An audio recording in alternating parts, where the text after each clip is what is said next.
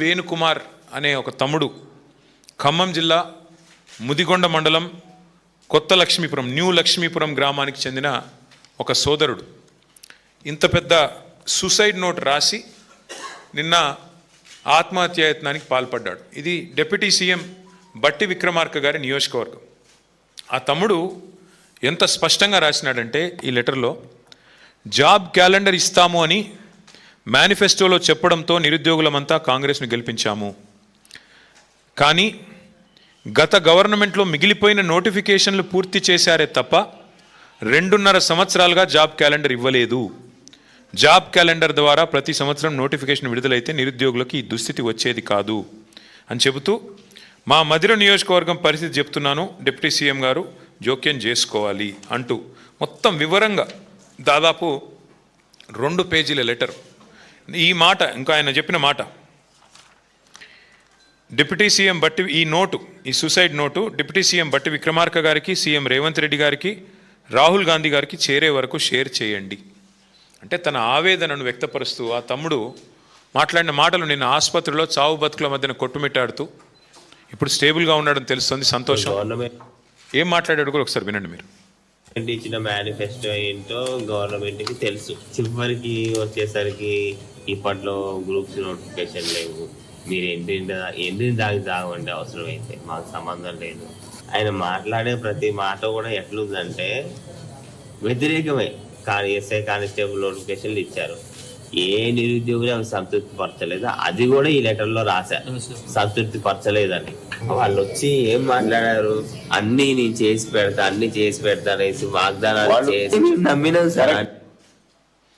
స్పష్టంగా ఆయన చెప్తున్న మాట, నోటిఫికేషన్లు ఇవ్వక ఏమైంది, ఎందుకు ఇవ్వరు? చివరికి పోలీసు ఉద్యోగాలు 20,000 ఖాళీలు ఉంటే 5,000 7,000 ఎందుకు ఇస్తున్నారు? ఎందుకు 20,000 ఇవ్వరు? కేసీఆర్ గారు ఒకటేసారి 48,000 ఉద్యోగాలు నింపినప్పుడు మీరెందుకు నింపరు అని అడిగితే, ఎండ్రిన్ తాగి చావండి. ఇది రాష్ట్ర ముఖ్యమంత్రి గారు యువతకిచ్చే సందేశం. మరి విన్న తర్వాత ఇలా ఆత్మహత్యల లాంటి పరిస్థితికి పాల్పడక మరి ఏం చేయాలి రాష్ట్రంలో యువత అని నేను అడుగుతా ఉన్నా ఈ ప్రభుత్వాన్ని. అట్లాగే ఆ తమ్ముడు ఇంకో మాట అన్నాడు, బీఆర్ఎస్ హయాంలో చివరి దశలో ఉన్న 65,000 ఉద్యోగాలు నింపి వాళ్ళు ఆ రోజు నోటిఫికేషన్లు ఇస్తే ఇవాళ మీరు కాగితాలు ఇచ్చి అది మీ ఖాతాలో వేసుకుంటారా అని నిలదీశాడు ఈ ఉత్తరంలో. దయచేసి ఈ ఉత్తరం కూడా మిత్రులందరూ చదవాలని చెప్పి కూడా నా ప్రార్థన, మీడియా మిత్రులందరూ కూడా. అందులో కాదు మమ్మల్ని కూడా అన్నాడు, మేము కూడా గ్రూప్ 1 నోటిఫికేషన్లు ఒకసారి ఇచ్చాము, లీక్ అయింది, పేపరు రద్దు అయింది, మమ్మల్ని కూడా నిందించాడు. అట్లా అని చెప్పేసి ఇవాళ పరిస్థితి ఎట్లా ఉంది అంటే, కానీ ఆ రోజు కేసీఆర్ గారి ప్రభుత్వం మీద వీళ్ళు చేసిన ప్రచారం, 2 ఉద్యోగాలు ఊడగొట్టండి, కేసీఆర్ది కేటీఆర్ది 2 లక్షల ఉద్యోగాలు ఇస్తాం మొదటి సంవత్సరంలో అని చేసిన ప్రచారం నమ్మి ఇవాళ మేము వాళ్ళని గెలిపించామని చెప్పి ఆ తమ్ముడు రాస్తూ ఉన్నాడు. వాస్తవం చెప్పాలంటే ఇవాళ వేణు రాసింది సూసైడ్ నోట్ కాదు. వేణు రాసింది కాంగ్రెస్ ప్రభుత్వ నిర్లక్ష్యానికి వ్యతిరేకంగా రాసిన ఒక ఛార్జ్ షీట్. నిన్న మా సోదరులు పువ్వాడ అజయ్ గారు, లింగాల కమల్ రాజ్ గారు, మా ఎమ్మెల్సీ తాత మధు గారు, మా మాజీ ఎంపీ నామా నాగేశ్వరరావు గారు అందరూ ఆ పిల్లోని హాస్పిటల్లో పరామర్శించడానికి పోతామంటే పోనివ్వరు, మీరు కలవడానికి వీల్లేదని ఆంక్షలు. అయినా మా వాళ్ళ ఆంక్షల్ని ఛేదించుకొని పోయి ఆ పిల్లోడికి ధైర్యం చెప్పి, ఏమీ కాదు మేమందరం ఉన్నాం మీకు అని చెప్పి ధైర్యం చెప్పి వచ్చారు. ఇవాళ వాస్తవం ఏంటి అంటే, అశోక్ నగర్ నడి రోడ్లో రాహుల్ గాంధీ ఇచ్చిన మాటకి దిక్కు లేదు. 2 లక్షల ఉద్యోగాలు మొదటి సంవత్సరంలోనే ఇస్తాం అని చెప్పిన రాహుల్ గాంధీ, నేను అడుగుతా ఉన్నా ఈరోజు ఇక్కడ పిల్లలు ఆత్మహత్య యత్నానికి పాల్పడుతుంటే మీరు ఎక్కడ ఉన్నారు రాహుల్ గాంధీ అని అడుగుతా ఉన్నా. ఎందుకు రారు మీరు? హైదరాబాద్కి ఎందుకు రారు? మీరు ఇక్కడ నామినేట్ చేసిన ముఖ్యమంత్రి, మీ కాంగ్రెస్ పార్టీ నామినేట్ చేసిన ముఖ్యమంత్రి ఎండ్రిన్ దాగి చావండి అంటుంటే ఎందుకు మీరు ఉలకరు పలకరు? నేను నిన్న అడిగాను రాహుల్ గాంధీ గారిని, అయ్యా మీ ముఖ్యమంత్రి అడ్డగోలుగా మాట్లాడుతున్నాడు, ఎండ్రిన్ దాగి చావమంటాడు పోలీస్ అభ్యర్థుల్ని, మరి క్రిమినల్ వేస్ట్ అంటున్నాడు ఇంజనీరింగ్ విద్యార్థుల్ని, ఇది పద్ధతేనా? ఇది మీ పార్టీ విధానమా, పార్టీ వైఖరా, లేకపోతే ముఖ్యమంత్రి నోటి దూలనా? ఏంది ఇది చెప్పు అంటే, ఆయన ఎక్కడెక్కడో రాజ్యాంగం పట్టుకుని తిరుగుతాడు తప్ప ఇక్కడ మాత్రం కనబడాడు. ఎక్కడైతే గవర్నమెంట్ ఉందో అక్కడ రాహుల్ గాంధీ ఉండడు, ఎక్కడైతే గవర్నమెంట్ లేదో బాధ్యత లేకుండా ఇష్టం వచ్చినట్టు మాట్లాడతాడు. మళ్ళీ ఎక్కడ పడితే అక్కడ సొల్లు మాటలు చెప్పి అడ్డమైన హామీలు ఇచ్చి మళ్ళీ అక్కడ ప్రజల్ని మభ్యపెట్టే ప్రయత్నం. నేను ఇవాళ ఈ రాష్ట్రంలో ఉన్న బాధ్యులను కూడా అడుగుతా ఉన్నా, అధికారంలోకి రావడానికి ప్రగల్భాలు పలికి నిరుద్యోగ భృతి ఇస్తామని చెప్పి, అట్లాగే యువతకి ఇది ఇస్తాం అది ఇస్తాం, 10వ తరగతి పాస్ అయితే 10,000, 12వ తరగతి పాస్ అయితే 15,000, డిగ్రీ పాస్ అయితే 25,000, పోస్ట్ గ్రాడ్యుయేషన్ పాస్ అయితే లక్ష రూపాయలు, అట్లాగే మన పిహెచ్డి చేస్తే 5 లక్షలు అని చెప్పిన రేవంత్ రెడ్డి గారు, అని ప్రగల్భాలు పలికిన బట్టి విక్రమార్క గారు, మరి మీ సొంత నియోజకవర్గంలో నిరుద్యోగి ఉత్తరం రాస్తే ఏది మీ స్పందన? ఎందుకు మీ నుంచి కనీసం ఒక మానవతతో కూడిన ఒక చిన్న సందేశం, అయ్యా పిల్లలు చావకండి మేము కాపాడుతామని ఒక మాట ఎందుకు రావట్లేదు? పెద్ద దిక్కుగా ఉండాల్సిన వాళ్ళే విషం తాగండి, చావండి, మీరు బావిలో దుంకండి అని మాట్లాడితే మరి వాళ్ళ ఏం జరుగుతుంది? ఇట్లాంటి పరిణామాలు కాక ఆలోచించాలని చెప్పి నేను కోరుతా ఉన్నా.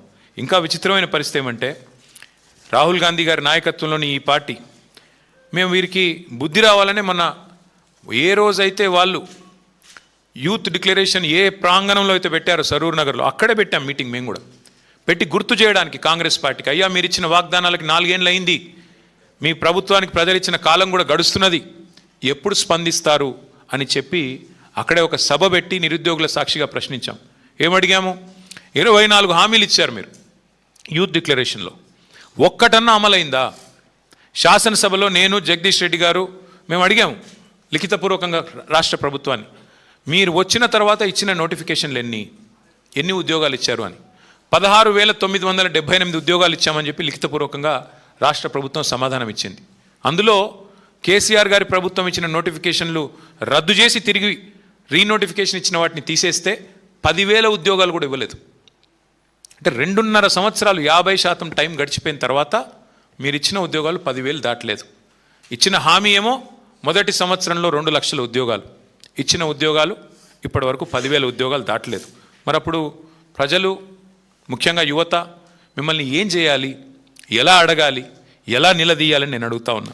ఇప్పటికైనా నేను అడుగుతా ఉన్నా ముఖ్యమంత్రిని, వేణు రాసిన సూసైడ్ నోట్ నీకు అందిందా, అందలేదా? మీ ఇంటెలిజెన్స్ పోలీసు వాళ్ళు ఇచ్చారా, ఇవ్వలేదా? తప్పక చెప్పాలని చెప్పి నేను డిమాండ్ చేస్తూ ఉన్నా. ఆ పిల్లోడు రాసిన సూసైడ్ నోట్కి సమాధానం చెప్పే సత్తా ఉందా ఈ ప్రభుత్వానికి, విక్రమార్క గారికి కానీ రేవంత్ రెడ్డి గారికి కానీ?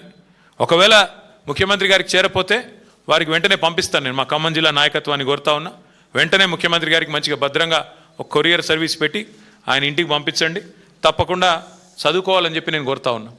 ఇవాళ ఇదేదో మా పార్టీ ఆవేదననో నా ఆవేదననో కాదు, మీ చేతగాని అసమర్థ పరిపాలనకి ఒక ఛార్జ్ షీట్ ఈ సూసైడ్ నోట్ అని చెప్పి నేను విజ్ఞప్తి చేస్తూ ఉన్నా. అట్లాగే చాలా బాధ అనిపించింది ఆ లెటర్ చదివితే.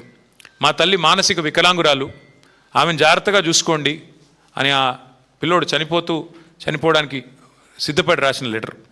అంటే బంగారు భవిష్యత్తు ముంగట పెట్టుకొని వాళ్ళ పిల్లలు తనువులు చాలించే పరిస్థితి వచ్చింది రాష్ట్రంలో. అంటే రాహుల్ గాంధీ అదేవిధంగా రేవంత్ రెడ్డి చేసిన మోసం ఎంత దుర్మార్గమో దీన్ని బట్టే చెప్పొచ్చు. అందుకే నేను ఈ రాష్ట్రంలో పిల్లలకు నేను విజ్ఞప్తి చేస్తూ ఉన్నా.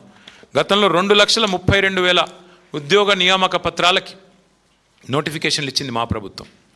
మధ్యలో కరోనా వచ్చిన 2 సంవత్సరాలు, అట్లాగే ఈ జోనల్ వ్యవస్థను మొత్తం 95% స్థానిక రిజర్వేషన్లు సాధించడానికి మోడీ గారు మోకాళ్ళు అడ్డం పెట్టిన 1.5 సంవత్సరం పాటు మరి వేగంగా ఎంబడబడి నోటిఫికేషన్లు ఇచ్చి మా శక్తి మేరకు ప్రయత్నాలు చేసినాం. 2,32,000 ఉద్యోగాలకు నోటిఫికేషన్లు ఇచ్చాం. తప్పకుండా మళ్ళీ తిరిగి వస్తాం. మళ్ళీ యువతకి తప్పకుండా ఈసారి పటిష్టమైన కార్యాచరణతో, పూర్తి స్థాయి పకడ్బందీ ప్రణాళికతో మేమే మళ్ళీ తిరిగి ఉద్యోగాలు కూడా ఇచ్చే బాధ్యత మాది. దయచేసి తనువులు చాలించకండి, దయచేసి బలవన్మరణాలకు పాల్పడవద్దని చెప్పి కూడా యువతకి నా విజ్ఞప్తి. అట్లాగే రాహుల్ గాంధీ గారు ఢిల్లీలో తెగ పోజులు కొడుతున్నారు. అక్కడ ప్రధానమంత్రి గారి ఇంటి ముందుకెళ్ళి ధర్నా చేసినట్టు, ఏదో కొత్త తరం పిల్లల కోసం వాళ్ళ ఆందోళనకి ఈయన మద్దతు పలికినట్టు చాలా పోజులు కొడుతున్నారు. నేను రాహుల్ గాంధీ గారిని అడుగుతా ఉన్నా, మరి మీ ముఖ్యమంత్రి గారు ఇవాళ ఈ రాష్ట్రంలో ప్రతి సంవత్సరం గ్రాడ్యుయేట్ అయ్యే ఇంజనీర్లను పట్టుకొని క్రిమినల్ వేస్ట్ అని మాట్లాడుతుంటే ఎందుకు ఉలకవు పలకవు? వాస్తవం ఏంటి రాహుల్ గాంధీ గారు? వాస్తవం ఏంటి అంటే ఇవాళ ఈ రాష్ట్రంలో కనుక మీరు చూసినట్టయితే మీకు దమ్ము లేదు. ఈ రాష్ట్రంలో మీ ముఖ్యమంత్రి కానీ మీకు కానీ పిల్లల ముందుకొచ్చి మాట్లాడే పరిస్థితి లేదు, మీకు దమ్ము లేదు. చేసింది మోసం కాబట్టి. ఇంకా దారుణం ఏంటంటే వేరే రాష్ట్రాల్లో అక్కడ లాఠీ చార్జ్ జరిగినా ఇంకోటి జరిగినా అక్కడ రాహుల్ గాంధీ గారు ఆగమేఘాల మీద పరుగులు పెట్టిపోతూ ఉంటారు. కానీ ఆయన కాంగ్రెస్ పార్టీ పరిపాలిస్తున్న రాష్ట్రంలో మాత్రం ఎక్కడ కూడా ఉలకడు పలకడు. లాఠీ చార్జ్ అయినా, ఉరికిచ్చి కొట్టినా, ఎండ్రిని దాగమని చెప్పినా, అట్లాగే మరి ఇప్పుడు పిల్లల చివరికి సూసైడ్ నోట్లు రాసినా రాహుల్ గాంధీ గారిలో చలనం లేదు. ఒకటి మాత్రం వాస్తవం, ఇవాళ నిజంగా చెప్పాలి అంటే ముఖ్యమంత్రి క్రిమినల్ వేస్ట్ అన్నాక మేమందరం బాధపడ్డాం. ఎందుకు? ఇదే ఇంజనీర్లు కదా ఇవాళ తెలంగాణలో చదువుకున్న ఈ పిల్లలే కదా ఎక్కడో అమెరికాలో కూడా రాణిస్తూ ఉన్నారు. ఎక్కడో అమెరికాలో ఐటీ రంగంలో ఇవాళ మన పిల్లలు ప్రపంచాన్ని శాసిస్తూ ఉంటే ఆ ఇంజనీర్లను పట్టుకొని ఇవాళ తెలుగు రాష్ట్రాల పిల్లలందరూ హైదరాబాద్లో చదువుకున్న వాళ్ళు లక్షల మంది ఉన్నారు అమెరికాలో. వాళ్ళందరూ క్రిమినల్ వేస్టా? వాళ్ళు చదువుకున్న డిగ్రీలు నిష్ఫలమా? ఏది క్రిమినల్ వేస్టు? 89 కేసులు, అత్యధిక క్రిమినల్ కేసులున్న వ్యక్తిని ముఖ్యమంత్రి చేయడమే క్రిమినల్ వేస్ట్. అత్యధిక క్రిమినల్ కేసులున్న వ్యక్తిని ముఖ్యమంత్రి చేయడం కాంగ్రెస్ పార్టీ తీసుకున్న నిర్ణయం, దట్ ఈస్ క్రిమినల్ వేస్ట్. అసలు క్రిమినల్ వేస్ట్ అంటే ఏంటి? రాహుల్ రేవంత్ కలిసి పంచిన గ్యారంటీ కార్డులు క్రిమినల్ వేస్ట్. రాహుల్ గాంధీ రేవంత్ రెడ్డి కలిసి ప్రకటించిన 13 డిక్లరేషన్లు, దట్ ఈస్ క్రిమినల్ వేస్ట్. కరువు టైంలో 100 టీఎంసీల నీళ్ళని కిందికి వదిలేయడం, దట్ ఈస్ క్రిమినల్ వేస్ట్. ప్రగతి భవన్ ఉండంగా రెండో Jubilee hills palace, body palace ఏదో కట్టాడు కదా 200 కోట్ల రూపాయలతో, దట్ ఈస్ క్రిమినల్ వేస్ట్. రాష్ట్రంలో గ్యారంటీలకు పైసలు లేవు, అమలు చేయడానికి డబ్బులు లేవు అంటూ బుకాయిస్తూ మరొక వైపు 200 కోట్లు ఖర్చు పెట్టి అందాల పోటీలు పెట్టడం, దట్ ఈస్ క్రిమినల్ వేస్ట్. అట్లాగే మెస్సీతో ఫుట్బాల్ మ్యాచ్ అని చెప్పి 100 కోట్లు తగలబెట్టడం, దట్ ఈస్ క్రిమినల్ వేస్ట్. కేవలం ఇవాళ బీఆర్ఎస్ నేతలను తిట్టడానికి, మా నాయకుడు కేసీఆర్ గారిని తిట్టడానికి మాత్రమే ప్రజల డబ్బుతో బహిరంగ సభలు పెట్టడం క్రిమినల్ వేస్ట్. అసలు రాష్ట్రానికి రేవంత్ రెడ్డి అనే ఒక సన్నాసిని ముఖ్యమంత్రి చేయడమే పెద్ద క్రిమినల్ వేస్ట్. ఇది వాస్తవం. ఇవన్నీ పక్కకు పెట్టి వాళ్ళ రాహుల్ గాంధీ గారు ఏదేదో మాట్లాడుతున్నాడు. నేను అడుగుతా ఉన్న, ఇంజనీర్లను ఇన్సల్ట్ చేసే అధికారం నీకు ఎక్కడిది? నీ జీవితంలో రేవంత్ రెడ్డి నాకు తెలిసి నకలు కొట్టుకే పాస్ అయిన కేసు ఇది. ఏం చదివిండో కూడా డౌటే నాకు. చదివిండా లేదా సప్లిమెంటరీ పరీక్ష పాస్ అయ్యిందా నాకైతే డౌటే. ఎందుకంటే ఆయనకు సప్లిమెంటరీ పరీక్షలు పాస్ కావడం కూడా ఆయనకు కొత్త ఏం కాదు. అసెంబ్లీలో ఓడిపోయాడు, 3 నెలల తర్వాత వచ్చిన పార్లమెంట్లో సప్లిమెంటరీలో పొరపాటున గెలిచాడు. ఏం చదువుకున్నాడో ఎవడికి తెలియదు. ఆయన ఇవాళ మాట్లాడుతున్నాడు చదువుకున్న వాళ్ళ గురించి. ఏం మాట్లాడతాడు? ఆయనకంట తెల్ల కాగితం మీద అంట పిల్లలకి రాయడం రాదంట. నేను అడుగుతున్నా రేవంత్ రెడ్డి గారు, నువ్వు నింపగలుగుతావా నీ ఎలక్షన్ ఫారం అఫిడవిట్? ఏ ఛాలెంజ్ కంటే ఆ ఛాలెంజ్కి నేను రెడీ. నీ ఎలక్షన్ అఫిడవిట్ నింపరా అయ్యా, నువ్వు చూస్తా నీకేం చదవచ్చో ఏమొచ్చో నేను కూడా చూస్తాను. పెద్ద మాటలు మాట్లాడుతున్నాడు. జీవితంలో ఒక పోటీ పరీక్ష రాసినావా? ఒక్క పోటీ పరీక్ష ఏదన్నా కాంపిటేటివ్ ఎగ్జామ్ పొరపాటున ఎప్పుడన్నా జీవితంలో ఒక ఇంటర్వ్యూకి అటెండ్ అయినావా? ఏం తెలుసు నీకు పిల్లల గురించి? మేము కష్టపడి చదువుకున్నా. నేను కూడా జీమాట్ రాసిన, జిఆర్ఈ రాసిన, జవహర్లాల్ నెహ్రూ యూనివర్సిటీ ఎంట్రన్స్ రాసిన, ఆల్ ఇండియా ఎంట్రన్స్లో సీటు సంపాదించి పూనాలో పోయి చదువుకున్నా, అమెరికాలో పోయి చదువుకున్నా. ఎంతసేపు ఏడుపులు తప్ప వేరే వాళ్ళ మీద. ఒక్క ఇంటర్వ్యూ అటెండ్ అయిన ముఖమా నీది? ఒక పోటీ పరీక్ష రాసిన ముఖమా? పోనీ ఒక అప్లికేషన్ రాసే తెలివి ఉందా? నకలు కొట్టి పాస్ అయినవి గోడల మీద సున్నలు వేసుకుని బతికినోడివి. నీకే ఇంత ఉంటే మరి పిల్లలకి ఎంత ఉండాలా? ఇవాళ ఎవరయ్యా కట్టేది? ఇవాళ ముఖ్యమంత్రి గారు రయ్యమని తిరుగుతున్న ఫ్లైఓవర్లు కట్టింది ఎవరు? ఇంజనీర్లు కదా. హైదరాబాద్లో 42 ఫ్లైఓవర్లు కట్టింది ఎవరు? ముఖ్యమంత్రి కూర్చుంటున్న సచివాలయ భవనం కట్టింది ఎవరు? తెలంగాణ ఇంజనీర్లు కదా. ఇవాళ మీరు కదా ఇప్పుడు ఈ నిమిషం మనం మాట్లాడుతున్న ఈ నిమిషంలో ఎల్లంపల్లి నుంచి పైకి రివర్స్ పంపింగ్ ద్వారా ఇవాళ నీళ్లు లిఫ్ట్ చేస్తూ ఉన్నాం ఎస్ఆర్ఎస్పికి. ఎవరు చేసింది అది? ఇంజనీర్లు కదా. ఏం మాట్లాడుతున్నాడు ముఖ్యమంత్రి? మీ వెనకాలే ఉంది ఇక్కడ మీరు కూర్చునే కమాండ్ కంట్రోల్ సెంటర్, కట్టింది ఇంజనీర్లు కదా. అందుకే నేను అంటున్నా ఈ మూర్ఖపు మాటలు ఎన్ని కట్టిన ఇంజనీర్లకి. నాకు రేవంత్ రెడ్డి గారికి నేను చెప్పేది ఒకటే, ఈ ఇంజనీరింగ్ విద్యార్థులు కట్టడాలు తెలుసు, మీకు సమాధి కట్టడం కూడా తెలుసు. మీ పార్టీకి, మీ అంటే ఆయనకి కాదు, మళ్ళీ మీరు వేరే అనుకున్నారు. మీ పార్టీకి సమాధి కట్టడం కూడా ఆ పిల్లలే తప్పకుండా చేసి చూపెడతారు. నేను ఇవాళ గడ్డం వేణు తరపున, ఇవాళ రాష్ట్రంలో నిరుద్యోగుల తరపున స్పష్టంగా రాహుల్ గాంధీని రేవంత్ రెడ్డిని అడుగుతా ఉన్నా, సమాధానం చెప్పు. 2 లక్షల ఉద్యోగాలు ఎప్పుడు ఇస్తావు? ఎలా ఇస్తావు? నీ జాబ్ క్యాలెండర్ ఎక్కడ సచ్చింది? రాహుల్ గాంధీ ఎక్కడ ఉన్నాడు? ఎందుకు ఉలకరు పలకరు ఈ తెలంగాణ యువత అడుగుతున్నారు. సమాధానం చెప్పండి. మిమ్మల్ని వదిలిపెట్టాం. డ్రామాలతో ఇంకా ఎన్ని రోజులు ఏమార్చలేరని చెప్పి మరొకసారి విజ్ఞప్తి చేస్తూ, అసెంబ్లీ సమావేశాలు కూడా పెడతారని చెప్తున్నారు తొందరలో. తప్పకుండా అందులో మా వైపు నుంచి ఒకటే ఎజెండా పెట్టుకుంటాం. అసెంబ్లీ సమావేశాలు పెట్టవలసిందే, 15 రోజులు నడపాల్సిందే.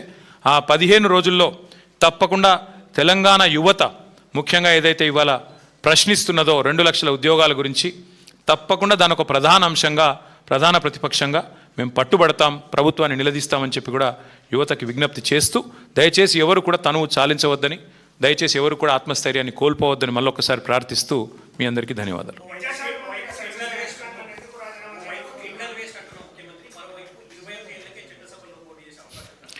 అంటే రేవంత్ రెడ్డి స్టైల్ ఏంటంటే బ్రదర్, ఆయన చేతుల్లో ఉన్నది ఏది చేయడు, చేతుల్లో లేని వాటికి మాత్రం పోజులు కొడతాడు. మంచి సామెత ఒకటి ఉంటుంది, ఇక్కడ మీకు తెలుగు వచ్చిన వాళ్ళకి బాగా తెలుస్తుంది. గాలికి పోయే పేలపిండి కృష్ణార్పణం అన్నాడు వెనకటికోడు. మన వల్ల అయ్యేది లేదు పోయేది లేదు. 21 ఏళ్లకు చట్టసభలో అడుగు పెట్టాలని నిర్ణయం చేసేది పార్లమెంటు. శాసనసభలో తీర్మానం చేస్తే ఏమి, చేయకపోతే నేను అడిగినోడేవాడు. నువ్వు చేయాల్సింది ఏంటి రేవంత్ రెడ్డి? నువ్వేం చేయాలి? 10వ తరగతి పాస్ అయ్యే పిల్లలకి 10,000 రూపాయలు ఇవ్వు. నువ్వేగా చెప్తివి. 12వ తరగతి పాస్ అయ్యే పిల్లలకు 15,000 ఇవ్వు. డిగ్రీ పాస్ అయిన పిల్లలకి 1,00,000 రూపాయలు ఇవ్వు. పీజీ పాస్ అయిన పిల్లలకి చెప్తివి కదా 5 లక్షలు ఏదో, అవి ఇవ్వు. స్కూటీలు ఇవ్వు. పిల్లలకి నిరుద్యోగ భృతి ఇవ్వు 4,000. యూత్ డిక్లరేషన్లో, విద్యార్థి డిక్లరేషన్లో నువ్వేదైతే జెన్ జీ అంటున్నావో ఆ జెన్ జీకి నువ్వు ఇచ్చిన హామీలు నిలబెట్టుకు. ముందు నీ చేతిలో ఉన్నది ఇవ్వవు. ఇప్పుడు ఇట్లాగే బీసీ రిజర్వేషన్ విషయంలో కూడా ఇట్లే మోసం చేసినాడు.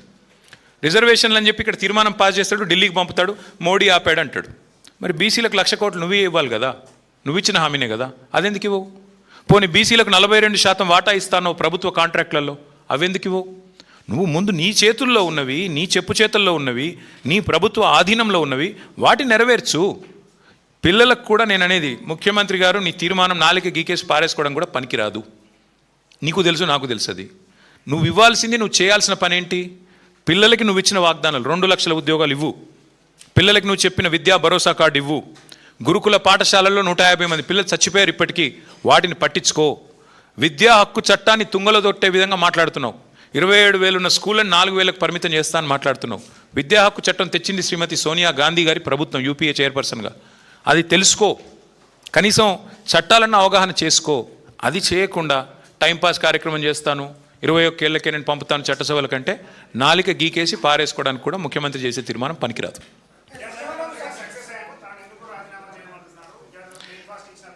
సక్సెస్ అంటే 150 మంది పిల్లల్ని గురుకులాల్లో చంపడం సక్సెస్ అంటే మేబీ రేవంత్ రెడ్డి గారి కొలమానం అది కావచ్చు. లేదా ఎండ్రిని తాగి చావండి అని చెప్పడం కొలమానం కావచ్చు తెలంగాణ యువతకి.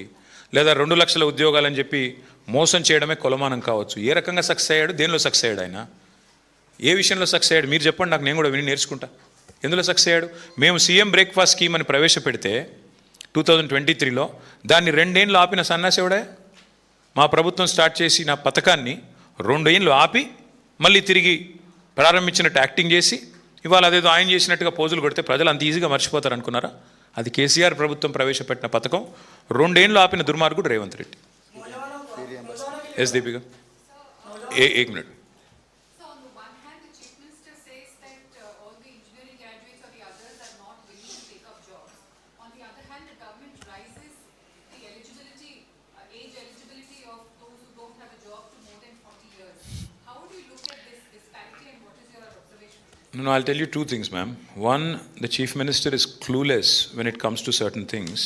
On the one hand, he says the engineering graduates are not skilled enough. But the fact of the matter is, in Telangana, according to government's admission, not mine, both in a governor's address and also even in the budget speech of the government, they have made it very clear that the number of technology jobs have come down. Back in 2023, when we were in government, the total number of technology jobs, according to NASSCOM and STPI, was 9,46,000. It has come down by 7,000. It is now 9,39,000. First, the government needs to answer the question on how and why the tech jobs are coming down in Telangana. What is the reason for that? Is it because the engineers are not skilled enough, like the Chief Minister is saying? Or is it because the Education Ministry has failed? Or is it because employment opportunities are drying up? Or is it because of artificial intelligence? What is the cause? Firstly, they need to address it, number 1. Number 2, in fact, this government, this party, Congress, had promised to the youth of Telangana that they will waive off all examination fees. उन्होंने कहा था कि हर examination fees को माफ कर देंगे. जो 200 रुपया था उसको आज बढ़ा के 1,000 करे.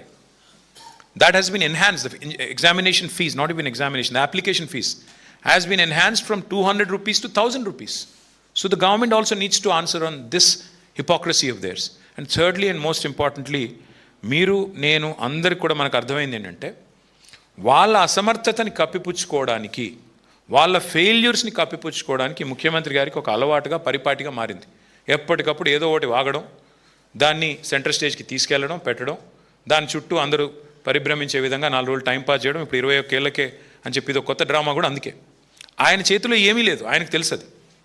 కానీ ఆయన చేతిలో ఉన్నవి చేయడు, లేని వాటికి మాత్రం ఈ రకంగా నాటకాలు ఆడుతూ ఉంటాడు. కాబట్టి that's the unfortunate you know current state of affairs. आप कह रहे हैं सब नौजवानों को खुदकशी नहीं करना चाहिए, स्टूडेंट्स को खास तौर पे, तो आप क्या एश्योरेंस दे रहे हैं? अगर आपकी हुकूमत आती है तो आप नौजवानों के लिए क्या करेंगे? जैसा यूथ डिक्लेरेशन अगर नहीं, जब वापस आएंगे हम लोग 2028 में, मैं बस इतना ही कहूँगा कि पिछले 5 साल जो है 2005 नहीं 10 साल 9.5 साल अगर मैं करेक्टली बोलूँ तो 2014 से लेकर 23 तक कोविड रहने के बावजूद हमने कुल मिला के 2,32,000 से ज़्यादा नोटिफिकेशन हमने दी और उसमें से 1,60,000 एम्प्लॉयमेंट पूरा मुकम्मल हमने किया वादा. और बाकी जो कोर्ट केसेस की वजह से 70,000 कुछ पेंडिंग थे, उसके कागज़ इन्हों देके, अब के चीफ मिनिस्टर देके आज कुछ भी बोल रहे हैं उन्होंने. और साथ ही साथ हमारे प्रवीण भाई याद दिला रहे हैं मेरे को, प्राइवेट सेक्टर में 24 लाख से ज़्यादा, आईटी और बाकी सेक्टर्स में 24 लाख से ज़्यादा एम्प्लॉयमेंट क्रिएट करने वाली गवर्नमेंट हमारी है तेलंगाना में, केसीआर गवर्नमेंट. आज मैं देखते रहता हूँ, कभी का एक बार हंस भी लेता हूँ. हाल ही में चीफ मिनिस्टर गए थे महबूब नगर, वहाँ जाके इनॉग्रेट करके बड़ा बड़ा भाषण दे रहे हैं. क्या इनॉग्रेट करें आप? अमर राजा बैटरीज कौन लाए? केसीआर गवर्नमेंट. तो ऐसे जो काम हम करें, जो फ्लाईओवर हम बनाए उसके ऊपर जाके पेंटिंग मार रहे हैं. अब जो कंपनी हम लाए उसके आगे जाके रिबन कट कर रहे. कोई बात नहीं, कोई तकलीफ नहीं, पर आप अपना कुछ दिखाओ जो करे. आप जो वादा करें, राहुल गांधी साहब जो वादा करें 2 लाख, एक पहले ही साल में 2 लाख रोजगार हम देंगे, गवर्नमेंट नौकरी हम देंगे. क्या हुआ उसका? जब वापस हम आएंगे 2028 में, मैं वादा करता हूं आपसे, पिछली बार जो 1-2 गलतियां हुए, जो छोटे छोटे मिस्टेक्स हुए हमारे तरफ से, उसको रेक्टिफाई करेंगे. एक तरीके से जैसे यूपीएससी चलती हैं उसी तरीके से ढंग से एम्प्लॉयमेंट रिक्रूटमेंट मैं पर्सनली मॉनिटर करूंगा.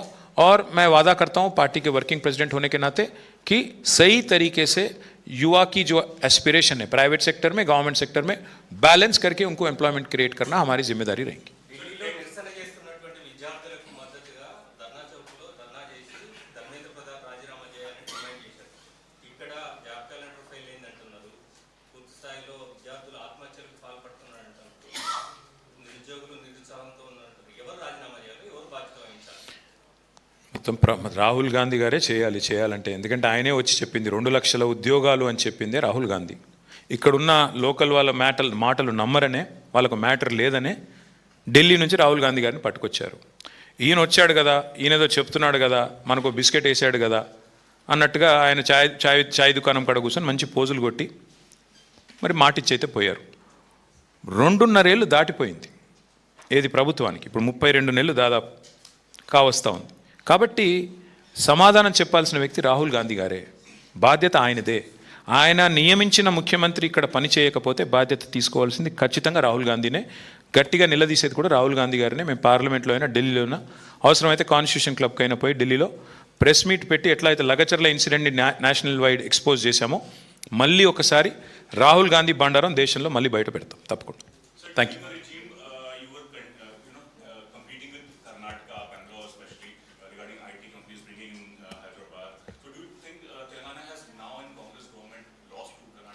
Well, we certainly have lost the momentum, brother, because this is not my, criticism or my accusation. In fact, it's government's own confession. अगर आप देखेंगे 2023 में जब हम लोग सत्ता से हट गए यहाँ पे, उस दिन हैदराबाद में आईटी एम्प्लॉयमेंट अगर आप नंबर्स देखेंगे तो 9,46,000 जॉब्स आईटी सेक्टर में थे. ये NASSCOM और STPI का रिपोर्ट था. हाल ही में जो बजट सेशन हुआ, जिसमें गवर्नर का एड्रेस भी था और बजट स्पीच भी था, दोनों में गवर्नमेंट ने कन्फेशन दिया कि आईटी जॉब 7,000 घट गए, कम हुए. नुकसान किसका हो रहा है? तेलंगाना का युवा का, देश का युवा का. तो किस वजह से हुआ? एक नाकाम सरकार है यहाँ पे जिससे कुछ नहीं होता. राहुल गांधी गवर्नमेंट एम्प्लॉयमेंट की बात करें ना, वो बात मुकम्मल हुआ, नो वो बात को निभाए. और यहाँ पे प्राइवेट सेक्टर में भी नंबर घट रहे हैं. क्यों घट रहे हैं? आज चीफ मिनिस्टर के घर के ठीक पीछे, मैं नहीं कह रहा हूँ, एक मिनिस्टर साहिबा है, उनकी लड़की है, श्रीमती कोंडा सुरेखा जी की लड़की है. वो खुद बयान देती है खुलेआम कि चीफ मिनिस्टर के घर के ठीक पीछे एक इंडस्ट्रियलिस्ट के सर पे बंदूक लगा के एक्सटॉर्शन किया जाता है. कैसे रहेगा इंडस्ट्री ऐसे माहौल में? जब कोई चीफ मिनिस्टर का बहुत करीबी आदमी जाके अगर कनपट्टी पे बंदूक लगाएगा तो कैसे फिर इंडस्ट्री आएगा यहाँ पे? तो यही हो रहा है इस तेलंगाना में, एक माफिया राज चल रही है और जो बच्चों के साथ वादा किया गया वो नहीं निभाते हैं। इसलिए बच्चे सुइसाइड नोट लिख के, कल वेणु करके बच्चा है खम्मम में, सुइसाइड नोट लिख के राहुल गांधी तक ये चिट्ठी पहुंचे, ये उसका रिक्वेस्ट था और वो लिख के कल उसने सुइसाइड करने की कोशिश की। ఫస్ట్ అయితే నిరుద్యోగుల తరపున దండయాత్ర చేస్తున్నామా చేయనియండి, తర్వాత పాదయాత్ర చేద్దాం. థ్యాంక్ యూ బ్రదర్ అందరికీ.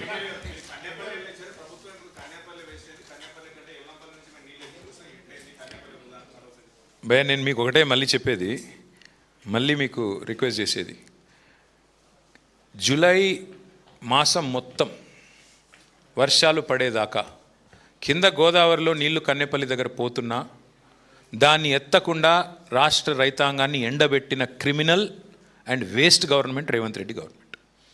ఇవాళ వాస్తవాలే. ఇవాళ రేపు పాపం 4 టీఎంసీలు రాగానే దానికి మా ఉత్తమ్ కుమార్ రెడ్డి గారు ఒక హెలికాప్టర్ వేసుకొని పోయి పోజులు కొట్టి అక్కడి నుంచి ఏదో పెద్ద పీకి పందిరేసినట్టు ఆయన మర్చిపోతున్నాడు ఒకటి ఉత్తమ్ కుమార్ రెడ్డి. ఎల్లంపల్లి నుంచి మిడిమానకి నీళ్ళు వస్తున్నాయి. ఎట్లా వస్తున్నాయి? గాయత్రి పంప్ హౌజు, నంది మేడారము ఎవరు కట్టించారు? కాళేశ్వరంలో భాగం కాదా అది? అసలు ఆయనకి ఏమైనా అవగాహన ఉందా ఉత్తమ్ కుమార్ రెడ్డి గారికి? Gayatri pump house, Nandi Medaram pump house కాళేశ్వరంలో అంతర్భాగమా కాదా? ఉత్తమ్ కుమార్ రెడ్డి చెప్తాడా? ఇవాళ రివర్స్ పంపింగ్ చేస్తున్నారు మిడ్మానేర్ నుంచి నీళ్లు పైకి ఎస్ఆర్ఎస్పికి. మరి ఎవరు కట్టించారు అది? కాళేశ్వరంలో అంతర్భాగం కాదా అది? కాబట్టి ఎన్ని కథలు చెప్పినా ఇవాళ మా రైతాంగానికి స్పష్టత వచ్చింది, వీళ్ళకు నీళ్ళిచ్చే ఉద్దేశమే లేదు. ఇప్పుడు చూద్దాం, ఇప్పుడు మేము అందరం మొక్కుతున్నాం. నిన్న కూడా నేను బోనాల దగ్గర పోయాను, లష్కర్ బోనాలకు పోయి మాంకాళి తల్లిని కోరుకున్నాను వర్షం పడాలని. మేము కోరుకుంటున్నాం రాష్ట్రంలో వర్షాలు సమృద్ధిగా కురవాలి, రైతులు మంచిగా ఉండాలని కోరుకుంటున్నాం. దెబ్బన పడకపోతే మళ్ళీ వీళ్ళ భాగవతం బయటపడుతుంది, మీరే చూస్తారు. ఎవడో తలకు మాసిన వెధవలు మాట్లాడే చిల్లర మాటలకు స్పందించాల్సిన అవసరం మాకు లేదు. భయ్యో ఎన్ని అడుగుతారు భయ్య ఒకసారి? నేను ఇదివరకు చెప్పాను, మళ్ళీ చెప్తున్నాను, మెట్రో రేవంత్ రెడ్డి గారి ప్రతి స్కీమ్ వెనక ఒక స్కామ్ ఉంటుంది భయ్య, అందులో మీరు అనుమానపడకండి. ప్రతి స్కీమ్ అంటే దాని వెనక ఒక స్కామ్ ఉండదు, ఏది ఉండదు. 280 ఎకరాలు నొక్కేయడానికి అనుముల బ్రదర్స్కి ఆయన చుట్టుండే అనుయాయులకు కట్టబెట్టడానికి ఈ స్కెచ్ అంతా. ఒక ప్రైవేట్ కంపెనీ నెత్తిన ఉన్న అప్పును తీసుకొచ్చి రాష్ట్ర ప్రజల నెత్తి మీద రుద్దడమే మూర్ఖపు నిర్ణయం. నెంబర్ 1. నెంబర్ 2, నేను ఆ రోజు కూడా అడిగాను, మళ్ళీ అడుగుతున్నా, మేము రాయదుర్గం నుంచి ఎయిర్పోర్ట్ వరకు మేము మెట్రో ఎక్స్పాన్షన్కి టెండర్కి పోయాము, టెండర్ పూర్తి చేశాము, పని మొదలుపెట్టే దశలో ఈ మూర్ఖుడు ఆపాడు. మరి మాకు అడ్డం చెప్పని, అభ్యంతరం చెప్పని కేంద్రం నీకెందుకు అభ్యంతరం చెప్పింది? ఏ కారణం చేత నువ్వు అసలు మెట్రోని టేక్ ఓవర్ చేశావు? ఎవరికి చెప్తావు? 3వది, అసలు ఇద్దరు కాంగ్రెస్ బీజేపీ ఇద్దరు కలిసే కదా మెట్రోని కానీయకుండా చేసింది మా గవర్నమెంట్లో. లగ్డికాపూల్ నుంచి బిహెచ్ఎల్ వరకు ట్రాఫిక్ లేదని చెప్పారు ఎవరు? కేంద్ర ప్రభుత్వంలో ఉన్న ఘనా పార్టీలు. చిన్న చిన్న పట్టణాలు లక్నో, మీరట్ కూడా మెట్రోలు ఇచ్చిన వాళ్ళు. హైదరాబాద్ లాంటి అతి ప్రాముఖ్యత కలిగిన నగరం, ఇట్లాంటి నగరంలో ట్రాఫిక్ లేదంటే ఎక్కడి నుంచి? లగ్డికాపూల్ నుంచి బిహెచ్ఎల్. ఆ కేంద్ర మంత్రిని తీసుకొచ్చి ఒకసారి ఆ ట్రాఫిక్లో ఇరికిస్తే అయిపోద్ది, అందరికీ తెలిసి వస్తుంది ట్రాఫిక్ ఉందా లేదా. Thank you.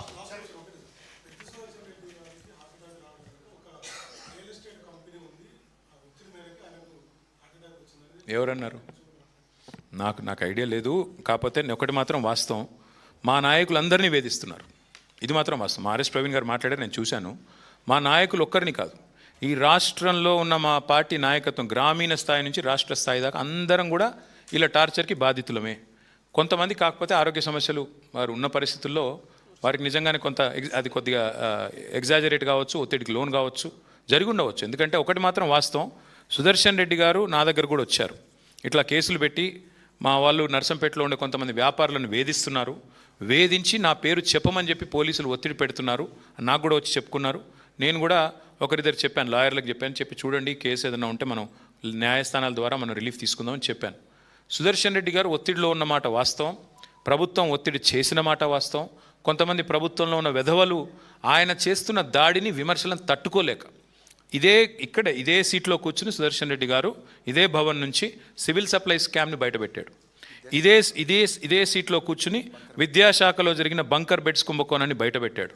బయటపెట్టడంతో ఆగలేదు మా సుదర్శన్ రెడ్డి, అవన్నీ తీసుకెళ్ళి ఆ మొత్తం కాగితాలు, ఆధారాలు తీసుకెళ్ళి ఈడీ ఆఫీస్ పోయాడు, అక్కడ ఇచ్చాడు. తర్వాత సుప్రీంకోర్టుకు పోయాడు. బాధాకరం ఎక్కడ అంటే శ్రీనివాస్, సుదర్శన్ రెడ్డి గారు చనిపోయిన మర్నాడు సుప్రీంకోర్టు నుంచి మాకు కొంత రిలీఫ్ వచ్చింది, ఒక గైడెన్స్ కూడా వచ్చింది, వీరిని నోటీస్ వచ్చింది.